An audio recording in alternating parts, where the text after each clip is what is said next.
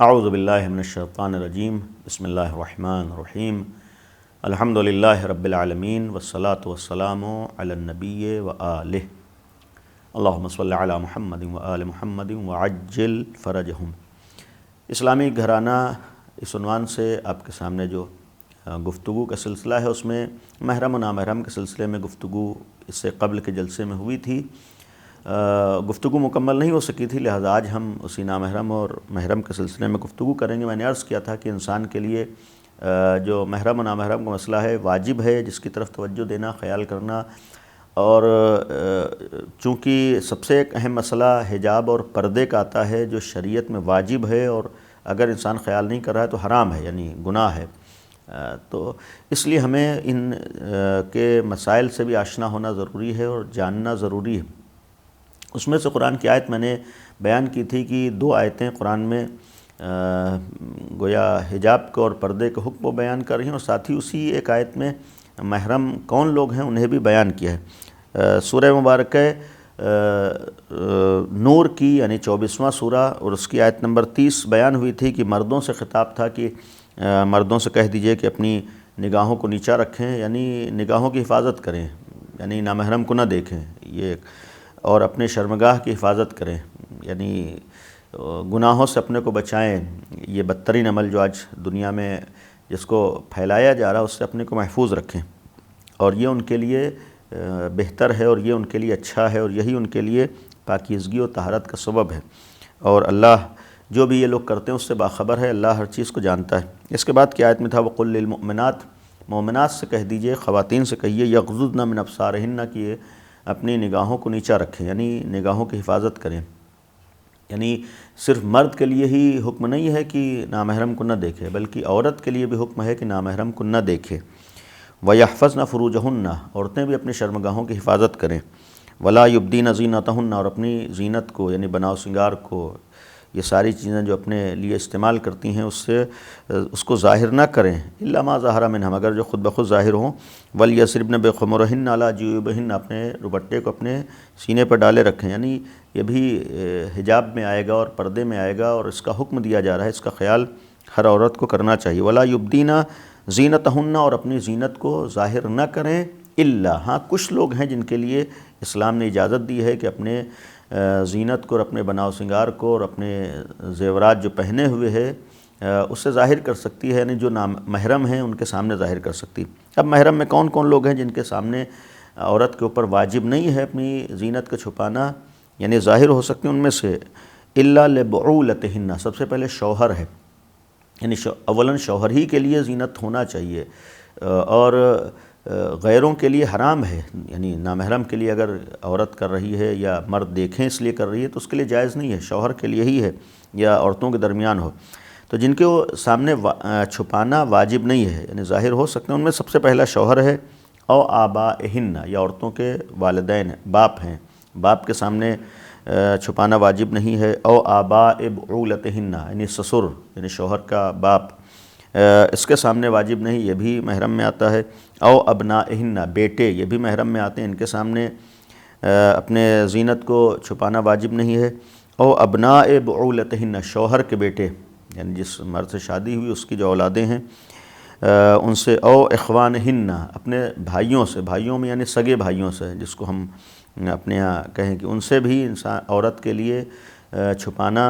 واجب نہیں ہے اپنے زینت کو اور اپنے بناؤ سنگار کو۔ او بنی اخوانہن، یعنی بھتیجوں کے سامنے، یعنی بھائی کے بیٹے۔ او بنی اخواتہن، بھانجوں کے سامنے، یعنی جو بہن کے بیٹے ہیں ان سے بھی، چونکہ یہ بھی محرم میں ہیں، یعنی۔ او نسائہن، یعنی عورتوں کے سامنے بھی ظاہر کر سکتی ہے، یعنی چھپانا واجب نہیں۔ او ما ملکت ایمانہن، یا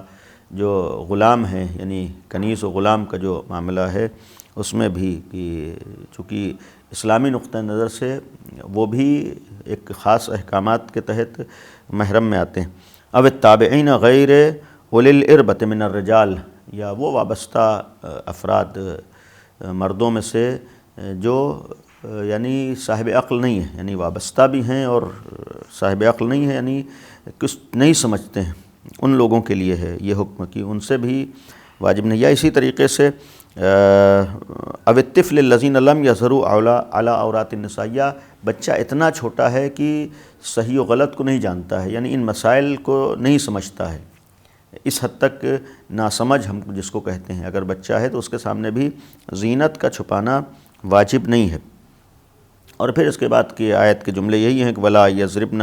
بارجلہن لیعلم ما یخفین من زینتہن، عورتیں جب چلیں تو اس طریقے سے پیر مار کر نہ چلیں کہ ان کی جو زینت ہے یا جو چیزیں پہنے وہ ظاہر ہو رہی ہیں، حتیٰ اپنی آواز اس چیز سے بھی خیال کریں کہ لوگوں کو متوجہ نہ کریں۔ اور اس کے بعد ہے کہ وتوبوا الی اللہ جمیعا، تم سب اللہ کی بارگاہ میں توبہ کرو، ایھا المؤمنون، اے مومنو، لعلکم تفلحون، شاید تم فلاح پا جاؤ۔ اس قرآن میں حکم بیان ہوا ہے حجاب پردے کا، اور ساتھ ہی ساتھ کون لوگ محرم ہیں انہیں بھی اسلام نے بیان کیا ہے۔ لیکن یہاں پر ایک مسئلہ یہ بھی عرض کر دوں کہ جہاں تک محرم کا معاملہ ہے، زینت کا چھپانا واجب نہیں ہے، لیکن اس کا مطلب یہ نہیں کہ جیسے آدمی چاہے، اس میں بھی حیا کا خیال ہونا چاہیے اور تہذیب کا خیال ہونا چاہیے، اور شرعی حدود کا اس میں بھی خیال ہونا چاہیے، اس میں بھی ایسا نہیں ہے۔ اور اسی لیے اگر محرم ہے اور محرم حرام نگاہ نہیں ڈال سکتا ہے، مثال کے طور پر ایک محرم عورت کے بالوں کو دیکھ سکتا ہے، لیکن اگر حرام نگاہ سے دیکھ رہا ہے، غلط نگاہ سے دیکھ رہا ہے اور گناہ میں پڑ رہا ہے اس کی وجہ سے، تو پھر جائز نہیں ہوتا ہے۔ یعنی حتیٰ محرم سے بھی اگر گناہ کا سبب بنے تو پھر اس میں شریعت اجازت نہیں دیتی ہے۔ یہ بھی معلوم رہنا چاہیے کہ محرم کے ساتھ بھی ایسا نہیں بالکل آزادی ہر طریقے کی، وہاں بھی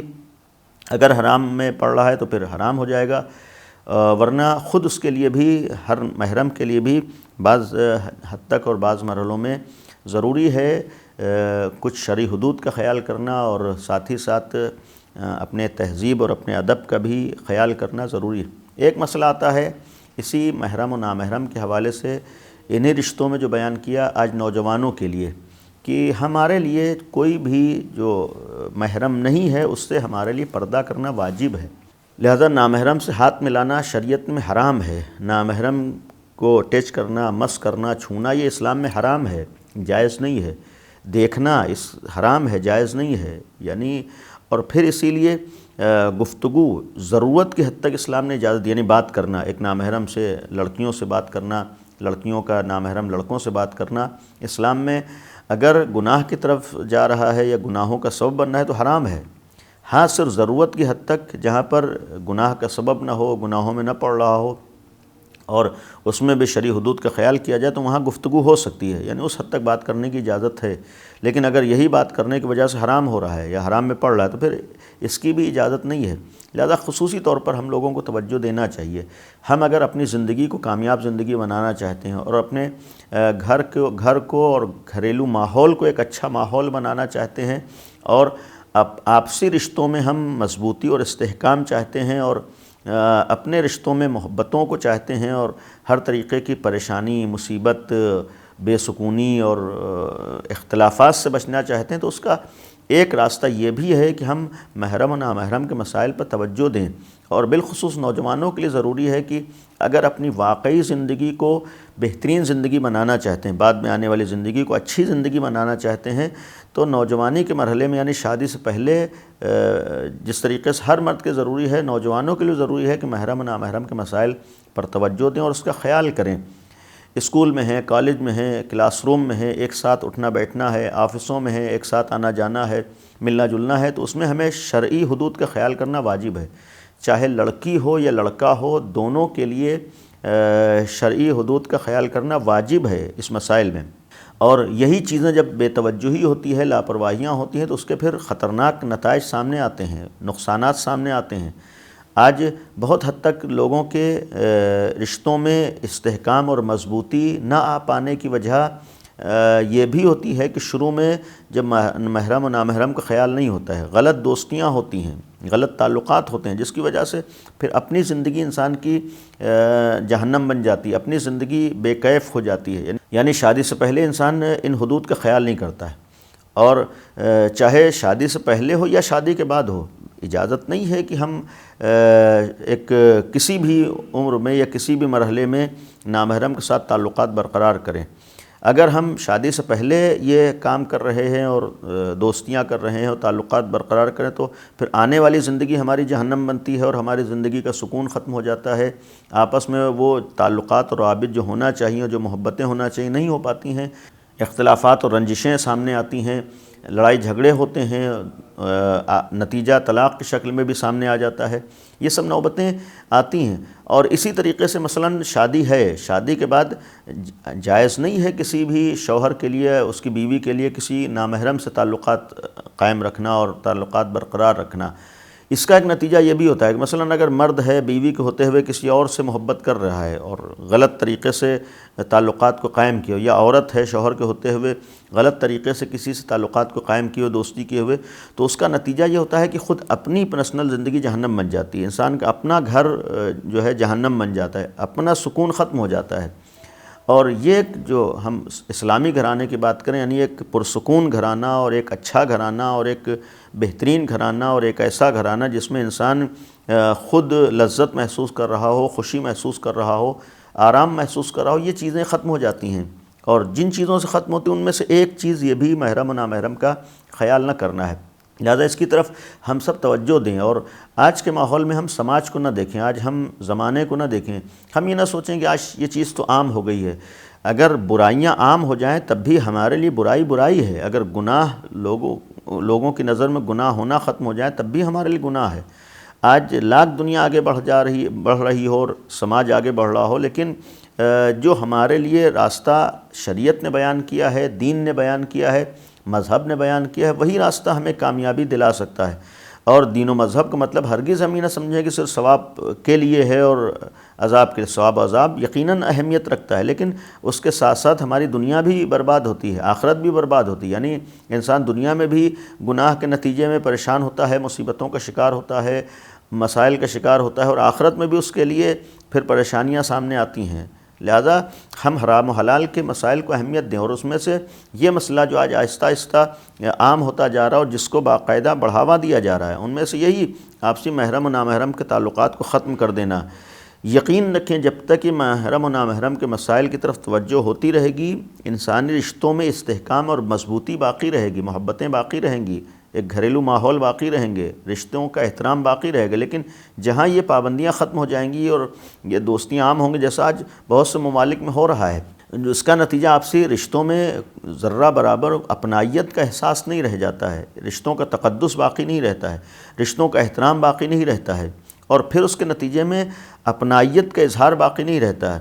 ایک اور نتیجہ یہ سامنے آتا ہے کہ ایسے ماحول میں پھر انسان کہیں بھی سکون حاصل نہیں کر پاتا ہے، انسان بے سکونی کا شکار رہتا ہے، انسان ٹینشن کا شکار رہتا ہے، انسان بہت سی مصیبتوں اور بلاؤں کا شکار رہتا ہے۔ آج عجیب اور نئی بیماریاں وجود میں آ رہی ہیں، اس کا ایک سبب آج گناہوں کی طرف بے توجہی بھی ہے، یا گناہوں کا عام ہونا بھی ہے۔ جب گناہ بڑھیں گے اور گناہوں کی طرف انسان جائے گا، سماج جائے گا، تو پھر اس کے اثرات بھی سامنے آئیں گے۔ ایک اثر اس کا بیماریوں کی شکل میں بھی ہو سکتا ہے، پریشانیوں کی شکل میں بھی ہو سکتا ہے۔ لہذا یہ ایک مسئلہ ہمارے مومنین اور بالخصوص نوجوان توجہ دیں۔ کچھ حد تک سخت رہے گا، لیکن اگر ہم معرفت دین حاصل کریں اور معرفت خدا حاصل کریں اور معرفت اہل بیت حاصل کریں تو خود ہماری زندگی ایک اچھی زندگی بن سکتی ہے۔ کچھ مرحلے ہیں جہاں پر ہمیں صبر و تحمل اور برداشت کے ذریعے سے آگے بڑھنا ہے، لیکن اسی برداشت کے نتیجے میں ہم اپنی پوری زندگی کو کامیاب زندگی بنا سکتے ہیں۔ لیکن اگر ایک نوجوان نوجوانی میں بہک گیا اور بھٹک گیا اور اس نے غلط راستے کو اپنایا ہے، تو یہ چند دنوں کا یا کچھ دنوں کا مسئلہ نہیں ہے، یہ پوری زندگی کا مسئلہ ہوتا ہے۔ نتیجے میں پوری زندگی انسان کی خراب ہوتی ہے اور جہنم بن جاتی ہے، اور پوری زندگی بے سکونی والی زندگی بن جاتی ہے۔ لہذا اگر اپنی دنیا اور آخرت کو بنانا ہے اور اپنی زندگی کو اچھی بنانا ہے، دنیا میں بھی کامیاب زندگی گزارنا ہے اور اپنے گویا خوشحال زندگی گزارنا ہے، تو ہم حرام سے اپنے کو بچائیں، ہر طریقے کے حلال کی طرف توجہ دیں۔ اس سلسلے میں یہ بھی عرض کروں گا کہ آج ہمارے ہاں اگر اس حرام کی طرف جانے میں جو اسباب ہیں، یعنی وجوہات، اس کی طرف بھی ہم توجہ دیں، اور وہ وجوہات و اسباب جو اس حرام کام سے محفوظ رکھ سکیں ان کی طرف بھی آئیں، یعنی وہ کام انجام دیں جس کی وجہ سے ہمارے نوجوان بالخصوص گناہوں سے محفوظ رہ سکیں۔ لہذا ان کاموں کو بھی آسان بنانے کی کوشش کرنا چاہیے جس کی وجہ سے ان جوانوں کی حفاظت کی جا سکے، اور انشاءاللہ ہم ان سارے راستوں کی طرف بھی توجہ دیں جو گناہوں کی طرف لے جاتے ہیں۔ مثلا اگر ہمیں معلوم ہے کہ ہمارا نوجوان شیطان کے بہکاوے میں آ کر ایک غلط راستے کو اپنا رہا ہے، تو ایک اپنائیت و محبت کا طریقہ یہ بھی ہے کہ ہم اسے متوجہ کریں۔ چونکہ نوجوانی میں انسان بہت سی چیزوں کی طرف توجہ نہیں دیتا ہے، لہٰذا وہ آگے بڑھتا چلا جاتا ہے۔ اس کو خود توجہ دینا ہے، اور یہ بڑوں کی اور آس پاس والوں کی ذمہ داری ہے کہ اسے متوجہ کریں اور اسے آگاہ کریں کہ اپنی زندگی کو برباد نہ کریں۔ لہذا یقین رکھیے بھی نامحرم سے دوستیاں اور تعلقات اور محرم و نامحرم کا خیال نہ رکھنا اور بے حجابی، بے پردگی جو آج آگے بڑھ رہی ہے، اس کے یقیناً نقصانات ہوتے ہیں۔ فرد بھی نقصان اٹھاتا ہے، سماج و سوسائٹی و معاشرہ بھی نقصان اٹھاتا ہے۔ اگر ایک سماج کو اور ایک معاشرے کو بہترین معاشرہ بنانا ہے، اپنے گھروں کو اسلامی گھر بنانا ہے، اپنے گھر کو پرسکون اپنے گھر میں ماحول بنانا ہے اور اپنے گھر کو جنت نظیر بنانا ہے، تو ہمیں تمام شریعت کے احکامات کو فالو کرنا ہوگا، مذہب اور دین کے احکامات پر عمل کرنا ہوگا۔ ان میں سے ایک مسئلہ محرم و نامحرم کے مسائل ہیں، اس کی جانب بھی توجہ دینا ہوگا، اور حجاب و پردے کے مسئلے کو بھی ہمیں اہمیت دینا ہوگا انشاءاللہ۔ وآخر دعوانا ان الحمد للہ رب العالمین۔